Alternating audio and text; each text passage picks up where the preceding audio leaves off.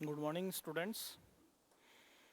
एक बार फिर YouTube channel पे आपका स्वागत है।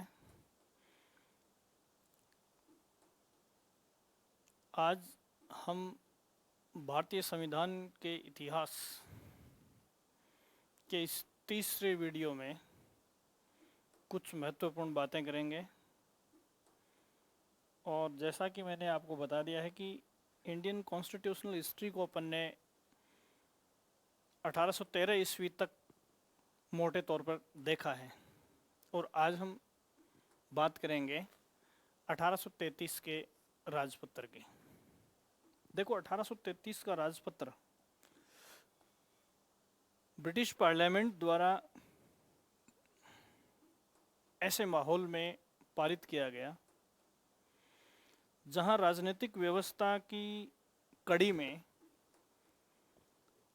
न केवल अनेक रिवॉल्यूशनरी वहां सक्रिय थे, बल्कि ब्रिटिश राज व्यवस्था की तत्कालीन करवट लेने के पीछे जिन लोगों का महत्वपूर्ण योगदान रहा है वो लोग ब्रिटिश पार्लियामेंट से करीबी से जुड़े हुए थे।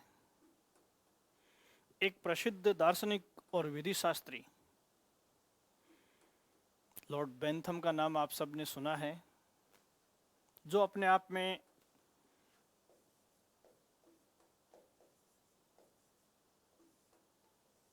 उपयोगितावाद का सिनोनिम्स माना जाता है। हम सब मानते हैं कि उपयोगितावाद जो एक दार्शनिक सिद्धांत है उसको आज की डेट में दुनिया के करीब करीब सभी विषयों में अपनाया जाता है। इस सिद्धांत की दार्शनिक पृष्ठभूमि बेंथम द्वारा प्रतिपादित की गई थी और उनके शिष्यों ने और उनसे प्रभावित लोगों ने दुनिया के विभिन्न हिस्सों तथा विभिन्न विषयों तक इस सिद्धांत को पहुंचाया। जैसे राजनीति विज्ञान में इसको प्रतिपादित करने में महत्वपूर्ण योगदान J.S. मिल का रहा, बायोलॉजी में लेमार्क का रहा, इकोनॉमिक्स में एडम स्मिथ का रहा। तो कहने का मतलब यह है कि एक बेंथम का जो उपयोगितावादी थॉट था उस थॉट का बड़ा वर्चस्व साहित्य के हर खेमे में था और राजनीतिक व्यवस्थाएं भी उससे अछूती नहीं रही। तो ये देखिए, इस राजपत्र को हम अध्ययन करें इससे पहले हमें तत्कालीन ब्रिटिश प्रवेश पर नज़र डालनी पड़ेगी। तो इसमें देखो, पहली बात यह है कि laces fair and reform bill theory, ये एक बहुत बड़ा सिद्धांत था जिससे वहाँ की राज्य व्यवस्था या वहाँ की कानून या शासन और प्रशासनिक व्यवस्था पूरी तरह से संक्रमित थी। देखो, लेसेस फेयर, हस्तक्षेप रहित या स्वच्छ तथा रिफॉर्म बिल, सुधारवादी विधेयकों का सिद्धांत, ये उस समय ब्रिटिश राज्य व्यवस्था पर काफ़ी हावी था। इस laces fair and reform bill theory के वर्चस्व वाले दौर में दो लोग ब्रिटिश पार्लियामेंट के साथ बड़ी करीबी से जुड़े हुए थे और दोनों ही प्रसिद्ध दार्शनिक विधि शास्त्री बेंथम के शिष्य थे। एक का नाम लॉर्ड मैकाले और दूसरे का नाम जेम्स मिल। लॉर्ड मैकाले, देखो, लॉर्ड मैकाले को ब्रिटिश भारत के इतिहास में सबसे इंटेलिजेंट व्यक्तित्व माना जाता है। ब्रिटिश भारत के इतिहास में इनसे बेहतर बुद्धिमान व्यक्तित्व किसी को कहना तो बहुत बड़ी बात है, कोई इनके सानी भी नहीं माने जा सकते। उस समय लॉर्ड मैकाले ब्रिटिश संसद के सदस्य थे तथा कंपनी के संबंध में बोर्ड ऑफ कंट्रोल के सचिव थे। दूसरा व्यक्तित्व जेम्स मिल, जिसको एक प्रसिद्ध राजनीतिक चिंतक के रूप में भी अपन अध्ययन करते हैं।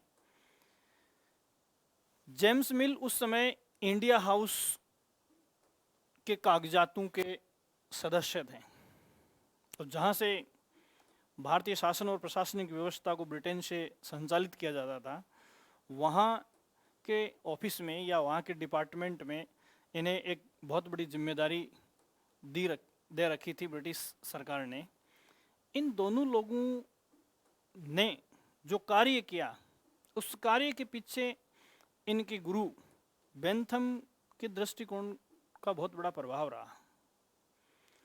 और बेंथम के दृष्टिकोण के प्रभाव को जानने के लिए हमें ये एक वर्ड सफिशिएंट है कि बेंथम को हम father of codified law theory कहते हैं। संहिताकृत विधियों के सिद्धांत का प्रतिपादक इनको मानते हैं। तो डेफिनेटली कुछ ऐसी व्यवस्था उस दौर में इन दोनों व्यक्तित्वों के परिणाम स्वरूप हमारे सामने आई है। अब हम 1833 के इस राजपत्र की चर्चा करेंगे।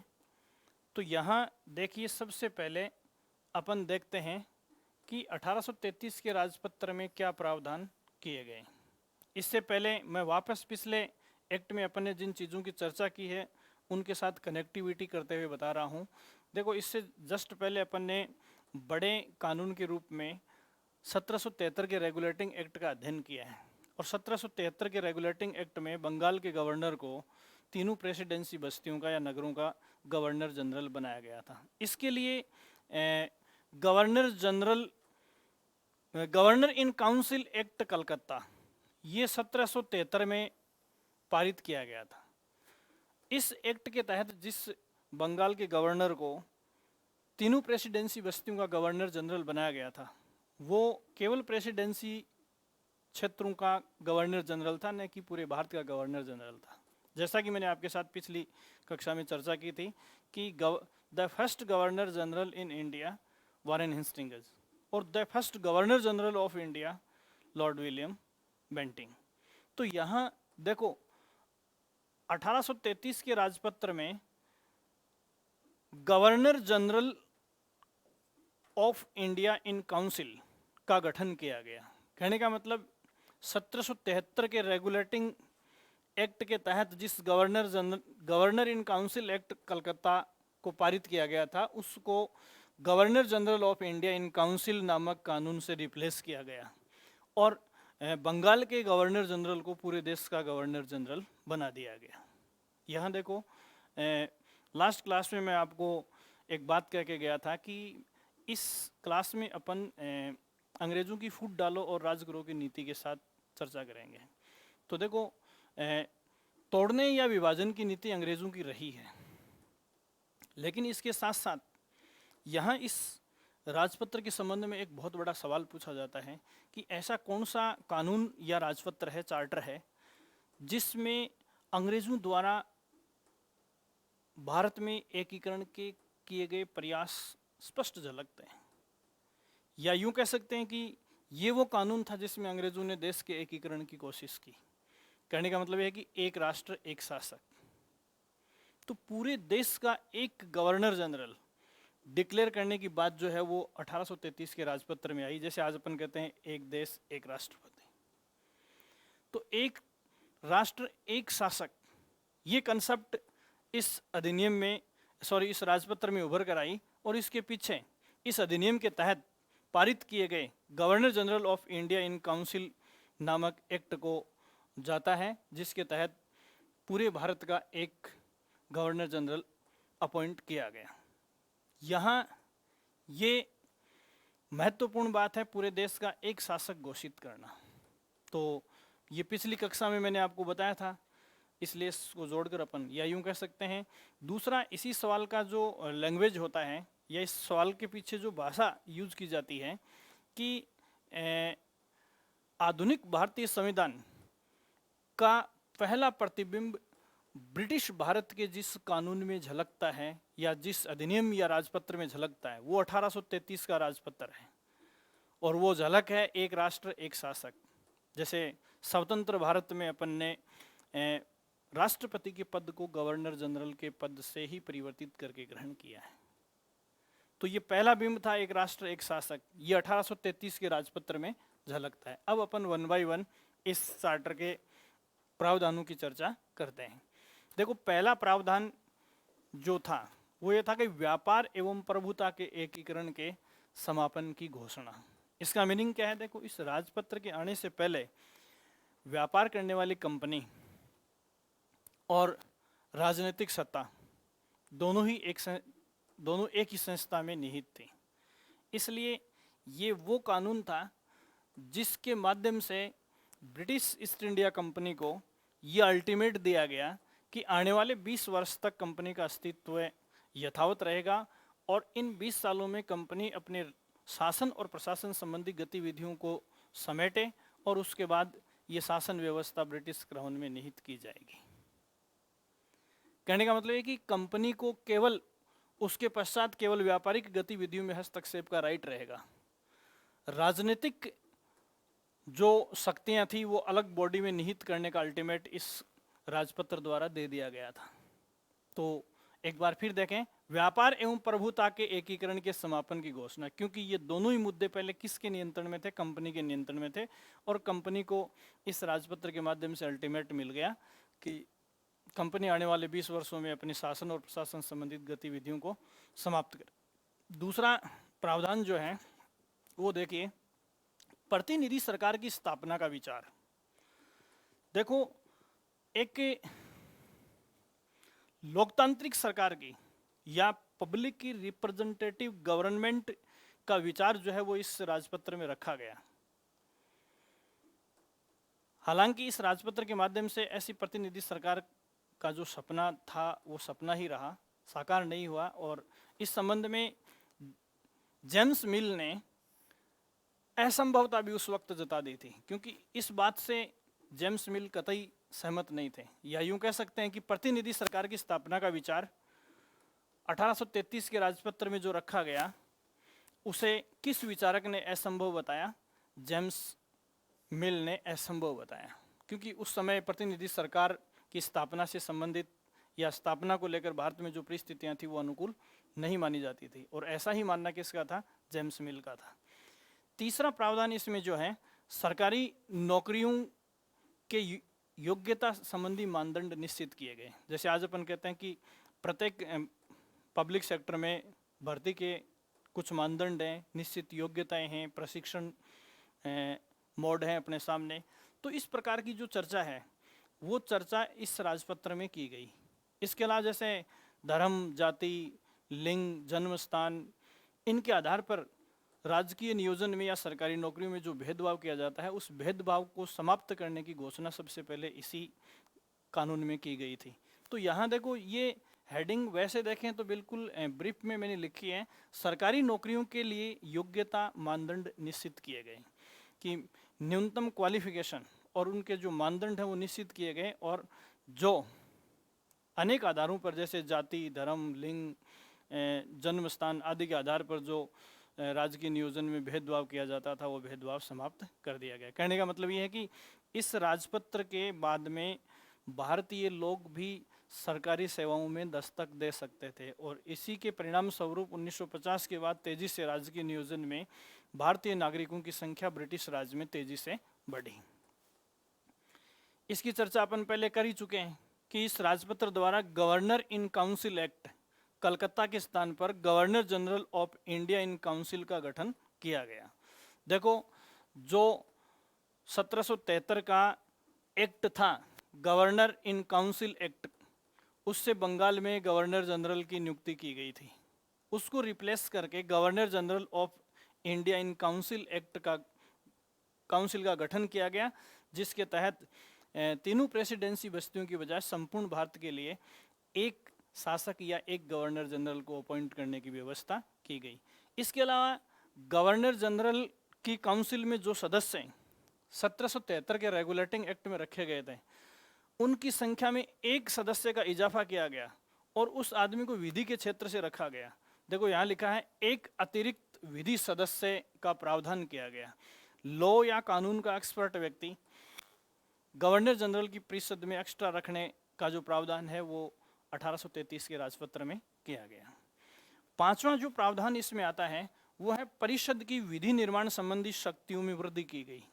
देखो, गवर्नर जनरल और उसकी परिषद के पास डेफिनेटली 1773 के रेगुलेटिंग एक्ट में भी कानून निर्माण की शक्ति थी उनके पास, लेकिन इस राजपत्र द्वारा कानून निर्माण की विशुद्ध शक्ति गवर्नर जनरल और उसकी परिषद को दी गई। कहने का मतलब यह है कि सरकार को और भी ज़्यादा मजबूत किया गया, और इससे राजपत्र में कानूनों की टोटल 5 श्रेणियां डिक्लेयर की गई।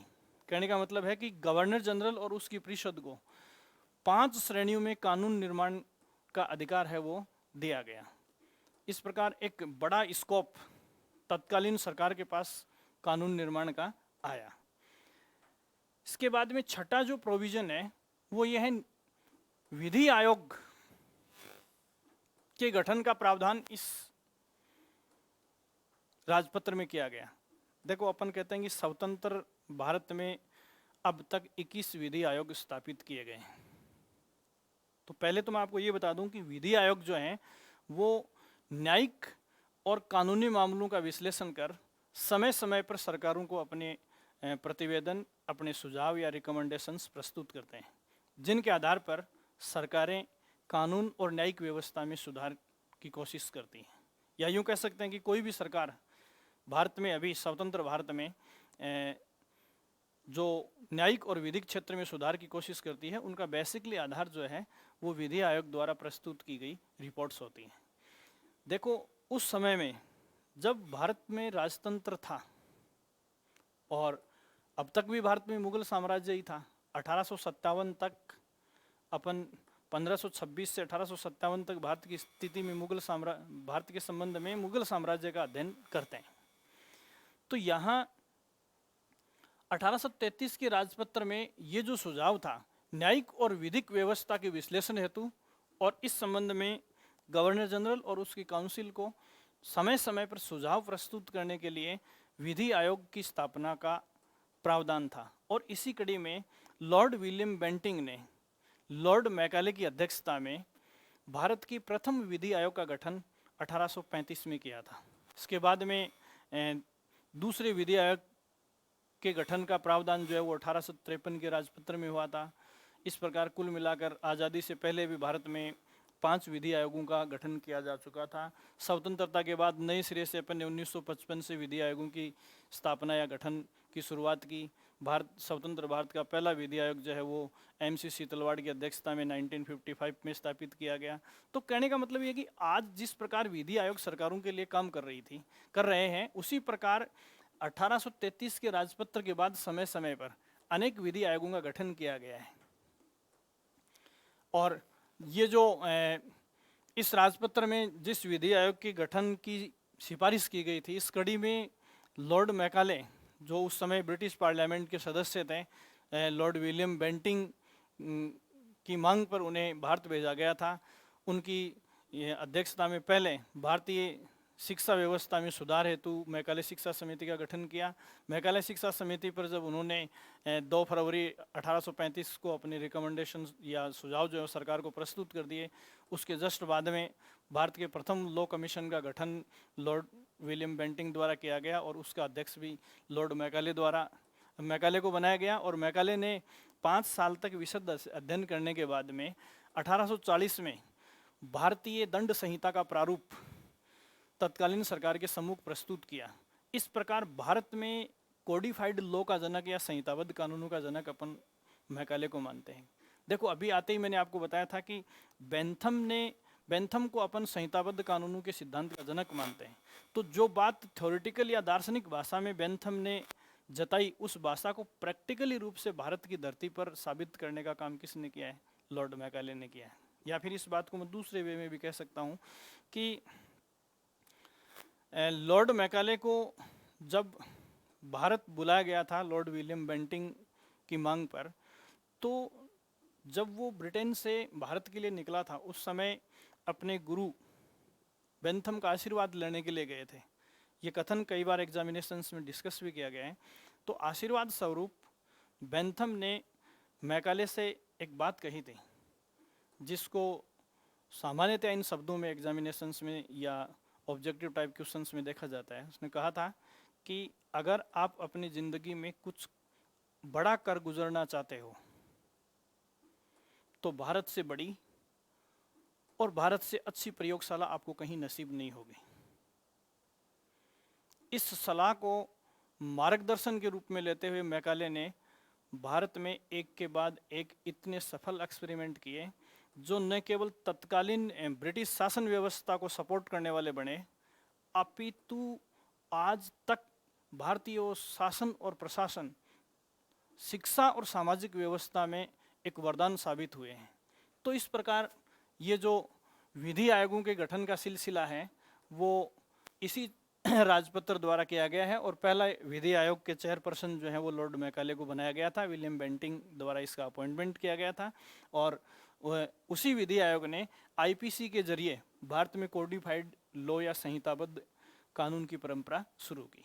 नेक्स्ट प्रावधान जो इसमें आता है, 7वां बिंदु देखिए, बंगाल प्रेसिडेंसी के विभाजन का प्रस्ताव। बहुत ही इंपॉर्टेंट सवाल है और कंफ्यूजिंग जो बात है, इससे संबंधित एक और चर्चित सवाल लगभग इसी भाषा में पूछा जाता है, जिसको अपन बंगाल विभाजन या बंग भंग कहते हैं, जो 1905 का पढ़ते हैं। तो ध्यान रखना, ये बंगाल विभाजन नहीं है, ये बंगाल प्रेसिडेंसी का विभाजन है। देखो, प्रेसिडेंसी उन बस्तियों को कहा जाता था जहाँ अमूमन ब्रिटिश कॉलोनियाँ बसी हुई होती थी। तो इस प्रेसिडेंसी के विभाजन की जो बात है, बंगाल प्रेसिडेंसी के विभाजन की बात है, वो 1833 के राजपत्र में हमारे सामने उभर कर आई। और इस राजपत्र में जो प्रावधान किया गया बंगाल प्रेसिडेंसी के विभाजन के रूप में, तो दो नाम सुझाए गए। पहला प्रेसिडेंसी ऑफ फोर्ट विलियम, जिसको पहले से बंगाल प्रेसिडेंसी के नाम से या विलियम फोर्ट प्रेसिडेंसी कहते हैं। दूसरा प्रेसिडेंसी ऑफ आगरा। ये दो नाम सुझाए गए इसके अंगों के या इकाइयों के रूप में। अगला प्रावधान जो महत्वपूर्ण आता है वो दासता का उन्मूलन। ये भी अपने आप में बहुत बड़ी बात है। देखो, उस समय भारतीय समाज जो है वो दास प्रथा से पूरी तरह से दुष्प्रभावित था, संक्रमित था। और इस बात को इस लेसेज फेयर और रिफॉर्म बिल्स दौर में अंग्रेजों ने पहचाना। हालांकि अपन ये कह सकते हैं कि आज भी दास प्रथा के उन्मूलन की बात भारतीय संविधान के अनुच्छेद 23 में की गई है। तो देखो, 1833 के राजपत्र से दासता के उन्मूलन का प्रयास हम कर रहे हैं, स्वतंत्र भारत के संविधान के आर्टिकल 23 में है। इसके बावजूद भी दास प्रथा को 100% हम आज तक रिमूव नहीं कर पाए हैं। देश के कई हिस्सों में किसी न किसी रूप में ये प्रथा आज भी देखने को मिल जाती है। लेकिन कुल मिलाकर हम ये कह सकते हैं कि दास प्रथा का उन्मूलन का जो प्रयास या इंडियन कॉन्स्टिट्यूशन के आर्टिकल 23 के संगत या इससे से जुड़ी हुई जो बातें हैं वो 1833 के राजपत्र से अपने देश के राजनीतिक इतिहास में शुरू हो गई थी। अगला बिंदु है सिविल कर्मचारियों का हेल्बरी कॉलेज में प्रशिक्षण। देखो, एक विशेष संस्थान में पब्लिक सर्वेंट्स को ट्रेनिंग की कंसेप्ट आज हम पूर्णतः अपना चुके हैं। और इस प्रकार से सिविल सर्वेंट्स को हेल्सबरी कॉलेज में प्रशिक्षण देने का जो प्रावधान है वो 1833 के राजपत्र में रखा गया। इस प्रकार ये कुछ मोटे मोटे प्रावधान हैं जो 1833 के राजपत्र में हमें देखने को मिलते हैं। यहाँ इसके बाद में जो अगली बात आती है उसको समझने के लिए हमें कुछ चीज़ें और ध्यान में रखनी पड़ेंगी। देखो, 1833 के राजपत्र के बाद भारतीय राजनीतिक या संवैधानिक परिस्थितियों में जो बड़ा बदलाव करने वाली बात है वो आती है 1854 के राजपत्र में। ये 1854 का जो चार्टर है या राजपत्र है, 1854 का चार्टर या राजपत्र है, इस राजपत्र में कुछ महत्वपूर्ण बात जो है उनमें एक बात तो अपन ये ले सकते हैं कि खुली भर्ती परीक्षाओं के आयोजन की चर्चा की गई या प्रावधान किया गया। भारत में योग्यता के आधार पर खुली भर्ती परीक्षाओं का आयोजन करने का प्रावधान किस कानून में किया गया? तो इसका उत्तर बनता है 1854 का राजपत्र। ठीक है, ये है 1853 का राजपत्र आएगा भाई, 1853 का राजपत्र 1953 का है ये। और इस 1953 के राजपत्र में पहली बार खुली भर्ती परीक्षाओं के आयोजन की चर्चा की गई। और इन खुली भर्ती परीक्षाओं के आयोजन की चर्चा के बाद में भारत में पहली जो खुली भर्ती परीक्षा है 1854 में Indian civil services, first ICS examination के नाम से जिसको जाना जाता है। तो भारत में आईसीएस, जैसे आज इंडियन एडमिनिस्ट्रेटिव सर्विसेज के लिए आईएएस की एग्ज़ाम होती है, वैसे ही ब्रिटिश भारत के इतिहास में पहली बार आईसीएस की जो एग्ज़ाम वो 1854 में आयोजित की गई थी। इसके अलावा जैसे मैंने अभी बताया कि 1833 के राजपत्र में कंपनी को 20 वर्ष बाद राजनीतिक और प्रशासन संबंधी गतिविधियों से हटाने का अल्टीमेट चैलेंज दिया गया था, लेकिन इस एवज में कोई खास सकारात्मक प्रावधान जो है वो 1853 के राजपत्र में देखने को नहीं मिले। इसके साथ साथ कुछ राजनीतिक घटनाक्रम और भी हो गए। देखो, इससे 1853 के राजपत्र के बाद में भारत के इतिहास में एक वेल नोन इवेंट आप सब जानते हो कि 1857 की जो क्रांति हुई थी, जिसको अलग अलग राइटर थिंकर अपनी भाषा में अलग अलग नाम देते हैं, उसके का कोई एक कारण नहीं था। उसका अपने ऐतिहासिक कारण थे, उसके अपने सामाजिक कारण थे, उसके अपने धार्मिक कारण थे, उसके अपने राजनीतिक कारण थे, उसके अपने सांस्कृतिक कारण थे, या उसके अपने भौगोलिक कारण थे, या यूं कह सकते हैं कि उसके अपने संवैधानिक कारण थे। जैसे यहाँ अभी अपन कॉन्स्टिट्यूशनल हिस्ट्री की बात कर रहे हैं, तो यहाँ देखो कॉन्स्टिट्यूशनल हिस्ट्री की बात कर रहे हैं, तो 1857 की क्रांति का कॉन्स्टिट्यूशनल लिहाज से अपन रीज़न ढूंढना चाहें तो वो रीज़न ये था कि 1853 के राजपत्र के समय भारत जो है वो दो प्रकार की इकाइयों में विभक्त था। एक था जहाँ गवर्नर थे, उनको अपन ब्रिटिश प्रांत कहते थे, अंग्रेज वहाँ की शासन व्यवस्था को अपने हाथों में लिए हुए थे। और दूसरा, यहाँ यदि कोई राजा या नवाब जिन इकाइयों पर राज करते थे उन्हें हम देसी रियासतें कहते थे।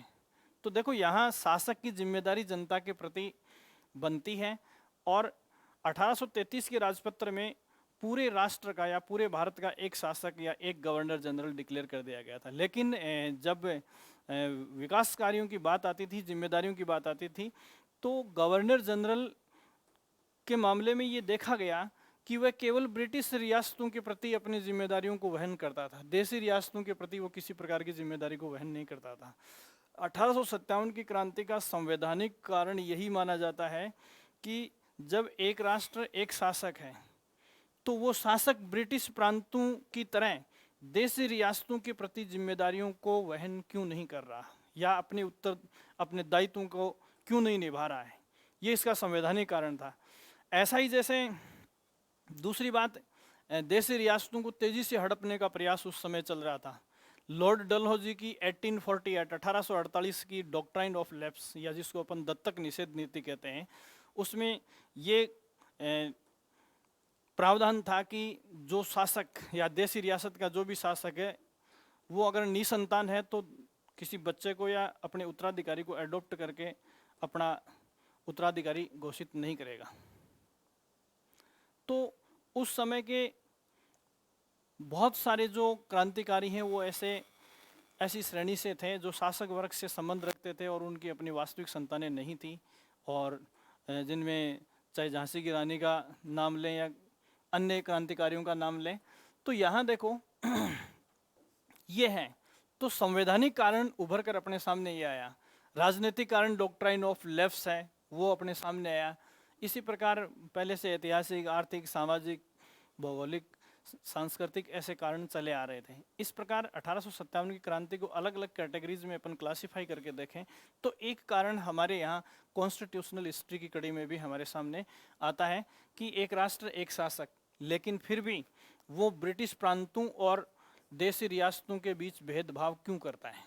ये एक बड़ा कारण था जिसको अपन संवैधानिक कारण मान सकते हैं। इसके बाद में 1857 की क्रांति के जस्ट बाद में ब्रिटिश पार्लियामेंट ने इस पर दोबारा मंथन किया और भारत में ब्रिटिश राज को आगे जारी रखने के लिए एक बड़ा बदलाव भारतीय राज्य व्यवस्था में लाया गया। और इसके लिए जो दस्तावेज ब्रिटिश पार्लियामेंट ने पारित किया उसको अपन कहते हैं भारत शासन अधिनियम 1858। देखो, भारत शासन अधिनियम 1858 ये एक ऐसा पड़ाव था जिसमें न केवल शासन और प्रशासन के बहुत सारे मामलों में बदलाव किए गए, बल्कि इस अधिनियम से पहले और इस अधिनियम के बाद की बातों को अपन दो भागों में बांटते हैं। जैसे मैंने आपको कहा था कि ब्रिटिश भारतीय इतिहास को हम दो भागों में बांटते हैं, एक कंपनी राज और दूसरा क्राउन राज। तो यहाँ देखो, इससे पहले 1858 के अधिनियम से पहले भारत में कंपनी राज था और 1858 के बाद में भारत में क्राउन राज। कहने का मतलब उसके बाद में भारत की संप्रभुता ब्रिटिश सम्राट में निहित हो गई और उसको सांकेतिक रूप से भारतीय क्षेत्र का संप्रभु शासक डिक्लेयर कर दिया। कहने का मतलब सारी की सारी शक्ति जो है वो उसी में निहित हो गई। एक बहुत यूं कह सकते हैं कि जैसे संप्रभुता के लिहाज से देखें तो ये अपने को थोड़ा नेगेटिव लगता है, लेकिन अपने यहाँ की शासन और प्रशासनिक व्यवस्था में कुछ अच्छे परिवर्तन भी इस अधिनियम के माध्यम से किए गए, जिनकी चर्चा अपन अगले वीडियो में करेंगे। Thank you so much.